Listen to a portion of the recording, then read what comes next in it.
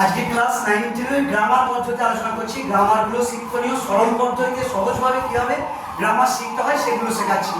প্রথমে আমি narration change এবং ভয়েস চেঞ্জ এবং কিছু জয়েন্ট এগুলো নিয়ে আলোচনা করব। ঠিক আছে, ন্যারেশন চেঞ্জ। এক নাম্বার, সি সেড, সে বললো, কমা দিয়ে ডাবল কোটেশনের মধ্যে I shall make a cake. এটা ডাবল কোটেশন শেষ এবং ফুল স্টপ। ন্যারেশন চেঞ্জ কথার অর্থ হচ্ছে উক্তির পরিবর্তন, অর্থাৎ ন্যারেশন চেঞ্জ আমরা যেটা করি ডাইরেক্ট স্পিচ থেকে ইনডাইরেক্ট স্পিচ। যদি রিপোর্টিং ভার্বটা পাস্ট টেন্সে থাকে তাহলে রিপোর্টের স্পিচটাও পাস্ট টেন্সে করবে।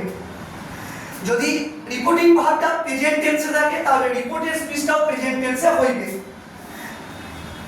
এই নিয়ম অনুযায়ী আমি প্রথম বাক্যটা বললাম যে she said I shall make a cake, এটা ডাবল কোটেশনের মধ্যে রাখো, ফুল স্টপ দাও, ব্র্যাকেটে লিখো N C, N full stop C. Narration চেঞ্জের অপর নাম ওরা পরীক্ষাতে বলবে, দেখবে turn it into indirect speech.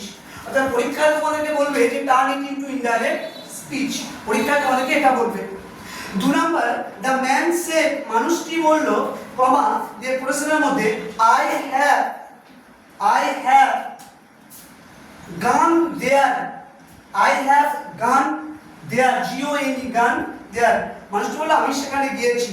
এটা প্রেজেন্ট পারফেক্ট কিন্তু সেটটা পাস্ট টেন্সে, তোমাদেরকে রিপোর্টের স্পিচটা পাস্ট টেন্সে করতে হবে।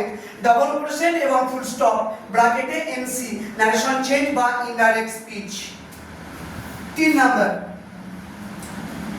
C says, S I T, she says, S A Y S, she says, comma she says, comma double কোটেশনের মধ্যে oil, O I L, oil মানে তেল, floats, F L O A T S, oil floats, F L O A T S, on the water, অর্থাৎ oil বানান O I এল, শেষটা ভুল হয়েছে অনেক, ও আই এল, অয়েল মানে তেল, ওয়েল নয়, ও আই এল, অয়েল ফ্লটস মানে তেল ভাসে, অন দা ওয়াটার জলের উপর, হচ্ছে ডাবল কোটেশন শেষ এবং ফুল স্টপ, ব্র্যাকেটে এনসি, ন্যারেশন চেঞ্জ বা indirect speech.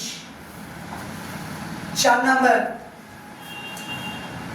the boy said, the boy said, S A I D, comma double কোটেশনের মধ্যে I was going to the field, I was going to the field, F I E L D, I was going to the field। আচ্ছা, এই 4টে narration change আমি উত্তরগুলো আগে বলে দিচ্ছি এবং বুঝিয়ে দিচ্ছি তোমাদেরকে, তোমরা পরের দিন যেন ভুল করবে না, ঠিক আছে? এটা বলেও দিচ্ছি বুঝিয়েও দিচ্ছি প্রথম থেকে।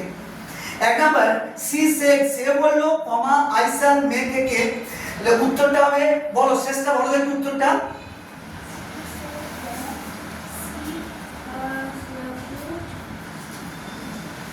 উত্তরটা 1 নাম্বার উত্তর হবে, দেখো C said I shall make a cake, এটা প্রথম প্রশ্ন ছিল।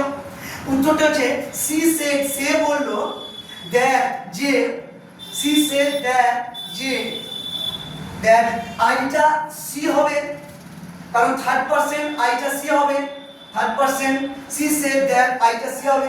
এবার শ্যালটা সি হলে উইল হবে, উইলের আবার পাস্ট টেন্স করতে হবে, যেহেতু সেডটা পাস্ট টেন্সে আছে তাহলে would, she would, W O U L D, she would, W O U L D.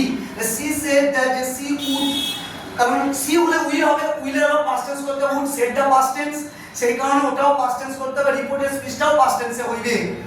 She would make a cake, make a cake দিয়ে ফুল স্টপ, ব্র্যাকেটে এনসি, উড ন্যারেশন চেঞ্জের উত্তরটা হয়ে গেল। এবার 2 নাম্বার, দ্য ম্যান সেড, মানুষটা বলল, I have গান দেয়ার, আমি সেখানে গেছি।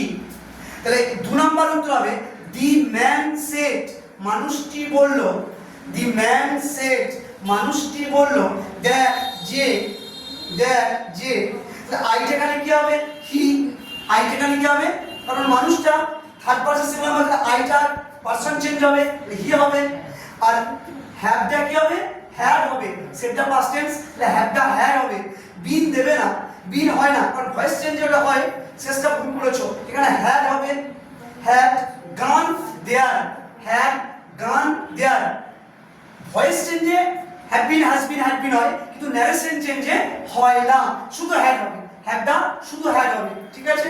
তাহলে গান দেয়ার, ফুল স্টপ। তারপর লেখা আছে 3 নাম্বার, সি সেজ, সে আমাকে বলল oil floats on the water, তেল জলের উপর ভাসে। এটা চিরন্তন সত্য, তেল জলের উপর ভাসে, এটা চিরন্তন সত্য। একে বলা হয় ইউনিভার্সাল ট্রুথ। ঠিক আছে, যে ঘটনাগুলো সেগুলো কোনো পরিবর্তন হয় না, অর্থাৎ প্রেজেন্ট ইনডেফিনাইটে আছে, প্রেজেন্ট ইনডেফিনাইটই থাকবে। ঠিক আছে, উত্তর সি সেজ, সে বলল দ্যাট, যে, C says that.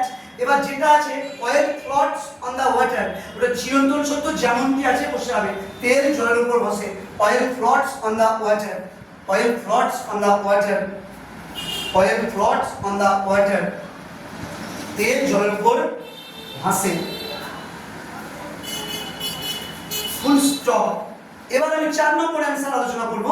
4 number, the boy said, বালকটা বলল I was going to the field, আমি মাঠে যাইতেছিলাম, গোয়িং টু দ্য ফিল্ড। উত্তর হবে দ্য বয় সেড, বালকটি বলেছিল, দি বয় সেড দ্যাট। তাহলে আইটা এখানে থার্ড পারসন, তাহলে হি হবে, আইটা থার্ড পারসন হি হবে।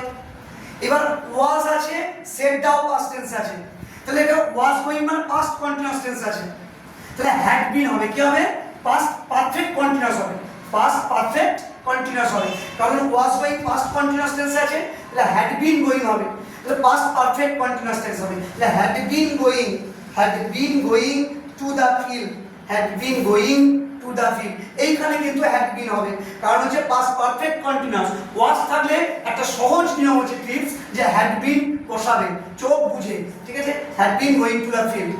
এইটা গেল, আর দুটো দেবো, তাহলে আমাদের ক্লাস শেষ করবো।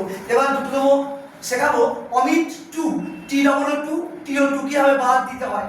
অমিত মানে বাদ দেওয়া, T double too, T O to কি হবে, বাদ দিতে হয়, সেটা আমি শেখাবো। বলছি 5 নাম্বার লেখো, the boy is, the boy is, the boy is, বলছে the boy is two, T double O two, little, L I T T L, the boy is two little, L I T T L, two little. তারপর T O two, speak, S P E A K, S P E A কে, মানে বালকটা এতটাই ছোট কথা বলতে পারে না, এই বাক্যটার মানে। এইবার তোমাকে উত্তরটা করতে হবে, তাহলে আমি ব্র্যাকেটে লেখো, ব্র্যাকেটে করতে হবে, যা করতে হবে অমিত মানে বাদ দাও, O M I T, O M I T, Amit, T double O too, T O to, T double O too, T O to, এটা বাদ দিয়ে রিরাইট করতে হবে বাক্যটাকে। ঠিক আছে, তাহলে উত্তরটা লেখো, the boy is, the boy is, T double too এর জায়গায় শো লিখবে, সবসময় টি ডবল টু এর জায়গায় শো লিখবে। বালকটা এতটাই ছোট, show little, show little, that, যে, শো লিটিল, বালকটি এতটাই ছোট, দ্যাট, যে। এবার হি, দ্যাট, যে, হি, যদি কোনো মহিলা হয় তাহলে সি হবে, কিন্তু এখানে যেহেতু বালকটি বলেছে তাহলে হি। এবার যেহেতু ইজ আছে, প্রেজেন্ট টেন্সে আছে, যে টিও টুটা ক্যান নট হবে, টিও টুটা কি হবে, ক্যান নট। ওয়াজ থাকলে কুড নট হয়, ওয়াজ থাকলে কুড নট হয়, ইজ আছে, ক্যান নট, তাহলে he can not speak, S P E A K, সে কথা বলতে পারে না, হি ক্যান নট স্পিক। এটা গেল 5 নাম্বার। 6 নাম্বার,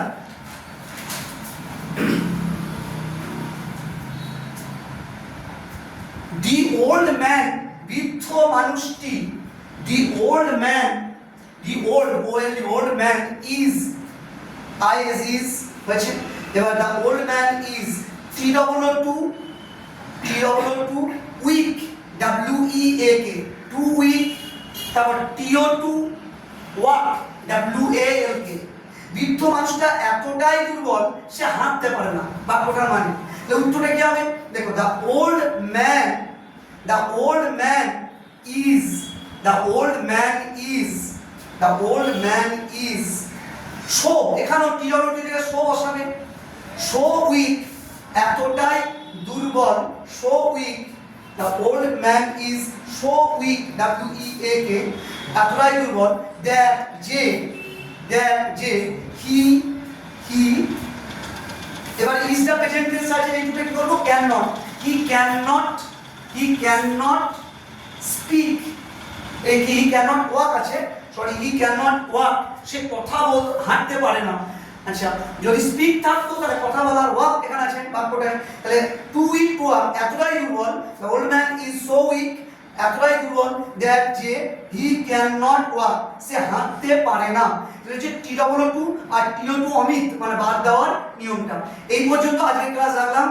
আমার নাম বামদেব ঘোষ, ইংলিশ টিচার 9, 10 এবং ক্লাসে আমি কোচিং নিচ্ছিলাম। আমি সবারই কাছে ফলোইং, সাবস্ক্রাইব এটা চাইছি, ভালো লাগলে আমার ক্লাস অনুসরণ করবে, সব প্রত্যেককে ফলো করবে।